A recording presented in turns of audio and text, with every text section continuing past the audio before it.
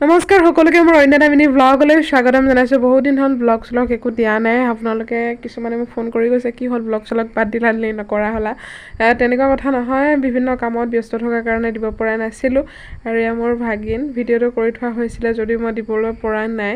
আৰু অকণকৈ এডুপকৈ ডাঙৰ হৈছে, বৰ মৰম লগা হৈছে নহয়নে। আৰু কি ক'ব, এইখিনি সময়ত আচলতে ভাটিবেলা ভ্লগটো বনাইছোঁ। আৰু এইখিনি সময় চাওকচোন, আচলতে নীলা আকাশৰ তলত সেউজীয়া দলিচাখন ইমান যে ধুনীয়া লাগে, অপূৰ্ব, কোনো ভাষাৰে মই বুজাব নোৱাৰোঁ কিমান ভাল লাগে। আচলতে আমাৰ নিচিনা কবিতা লিখা বা সাহিত্যৰ প্ৰেমিক মানুহবোৰে ইয়াতে কিছুমান কথা বিচাৰি পায় নহয়নে। তাক এৰি ঘৰলৈ আহিলোঁ যে তাৰ হাঁহি একদম খুব ভাল পাইছে আৰু ওচৰত থকাৰ কাৰণে। আৰু সেই জোকাই আছে চাওকচোন, ইমান যে জোকাবলৈ পৰা হ'ল, ইমান সৰু আছিলে ইমান ডাঙৰ তৎক্ষণাতে কেনেকৈ হৈ গ'ল গমেই নাপালোঁ।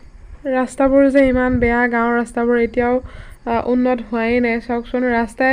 আমি ৰাস্তাত যাব নালাগে, ৰাস্তাত গ'লে আমাক ৰাস্তাই চলাই লৈ গৈ থাকে। ভৰি অৱস্থা আৰু গাড়ী মোৰ পচন্দিখন একেবাৰে অৱস্থা নাই। আৰু ৰাস্তা দেখিছে নহয়, খুব বেয়া ৰাস্তা, তথাপিও কি কৰিব, চলা ফুৰাটো কৰিবই লাগিব।